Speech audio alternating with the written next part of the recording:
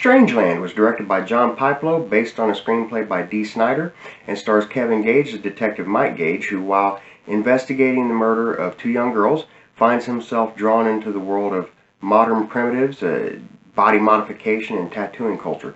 Eventually, this leads him to the trail of Captain Howdy, played by screenwriter Dee Snider, a sadist who uses internet chat rooms to lure young women to his home, where he then tortures and kills them. The cast is rounded out by Elizabeth Pena as his wife Tony, Brett Harrelson as his partner Steve, and Amy Smart as his daughter and somewhat sidekick who helps him to kind of understand the tattooing, piercing, industrial culture that his investigation leads him into. So this movie was originally released in 1998, and it's like a classic of that sort of late 90s teen horror film, but it comes from the mind of Dee Snider, so it's maybe a bit more visceral and sensational. Melodramatic, if you will. Some of you may recognize Snider's name as he was the lead singer of the allegedly legendary hard rock band Twisted Sister, although I personally know him as the singer of that mediocre band from the 80s that had that one good record with the songs about how, you know, they're not going to take it because they want to rock in hell, or whatever.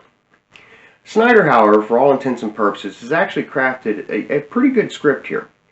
The characters are all, pretty well developed with motivations and understandings of who they are and what their basic purpose is in this universe. Everything, for the most part, moves organically throughout the story, and the script doesn't really waste a whole lot of time trying to give any type of significant message, and it basically just wants to tell a good horror story with a fair amount of tension and mystery.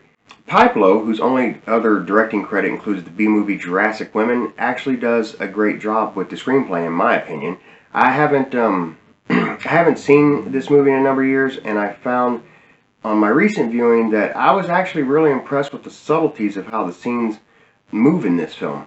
I love kind of these quick dissolves from scene to scene when the film changes subject from one point to another, or from one character's perspective to another, causing the story to kind of, I guess I would say, it seemingly moves in the same way that memories in your mind would move.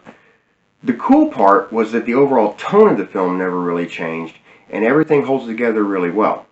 I've actually seen a lot of directors try this technique over the years, and it ends up making some movies seem kind of schizophrenic and not sure what they really want to be. In that sense, this movie almost seems like the visual equivalent of an urban legend. You know what I mean? It's the legend of Captain Howdy. He hurt a lot of kids, went to a mental institution, came home, got attacked by some town folks, and came back for vengeance. I also dug how everything in the film is framed relatively close and compact, and it's not using these per se obnoxious close-ups, but it's definitely putting you in this world's personal space, giving it kind of an almost intimate feel, as if you were a part of these people's lives, which is actually an inspired choice in a film with a basic storyline that moves at a fairly quick pace. There are also some moments of just really great forced perspective close-ups where the cameras are right on somebody's eyes while they're in the grips of Captain Howdy's torture chamber, and then the camera just cuts to his filed down fanged teeth covering the whole screen, which just makes for this genuine discomfort and implied level of torment and pain. Pursuant to that, I'm also going to give the movie credit for using a good production technique to create a sense of dread and terror instead of just going for the cheap gore in every single scene. I think that this ultimately was a very smart decision on the director's part, because when you actually do get to a scene that shows any kind of violence whatsoever, it actually ends up having more resonance and it creates more genuine revulsion. However, I do have one problem with this film, and it's actually kind of a big one, and it's a thing that almost cripples the film overall. It's specifically in the actors' performances, and it's very perplexing to say the least. Every actor in this film is really good at their job, personally speaking, which is to say that they play their character very well. If there were any kind of a weak link at all in that department, it would be Dee Snider. Obviously, the man is no actor, but he does hold himself together pretty well in the film, and in any scene where he's torturing somebody, for example, he's rambling on his philosophical, crazy person talk. He does as good a job as anybody else with that.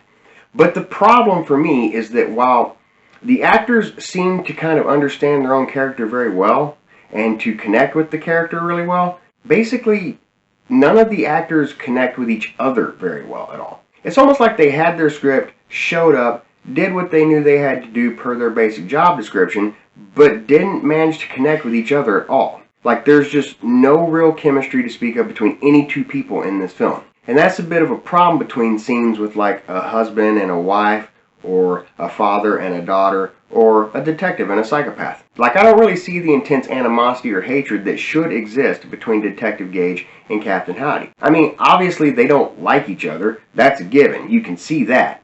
But considering the circumstances of how they come to be in each other's life, it's just a no-brainer that they should have this intense anger, rage, and need for vengeance against one another.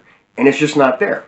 So basically, it's like everybody in the film is just kind of doing their own thing, and they aren't really playing off each other or riffing back and forth, or just basically not supporting each other. I think that's a big part of understanding one's own character as an actor. It's not just your character. You kind of have to understand the other characters that you're going to be in contact with during the course of the film. Basically, the performances all seem kind of phoned in, and that ends up being a problem that ultimately takes the whole film down. Just to be clear, this is by no means a bad film. As late night cult B-movie trash goes, it's better than a lot of what's come before it, and it's better than a lot of what's come since. But while everything in the movie from production to storytelling works anywhere from competently to in some cases exceedingly well, if your actors can't connect to one another, then you end up with a well-made movie that struggles to find any kind of substance and will ultimately fail to connect with any audience. So ultimately, this is a film for horror hounds, but as far as that goes, it won't likely find just a huge audience amongst a great many cinema fans. I wouldn't think it would anyway. If you like cult trash films, I know I do, you know, it's probably worth your time for at least a single viewing, but it's definitely not going to end up being anything that makes it into your top 10 list. Overall, it's competently made but falls flat due to the actor's inability to breathe life into the overall story. This film is recommended with an asterisk. And that brings us to the conclusion of this episode of The Cinephiles. Thank you so much for taking the time to watch my video, and until next time, peace.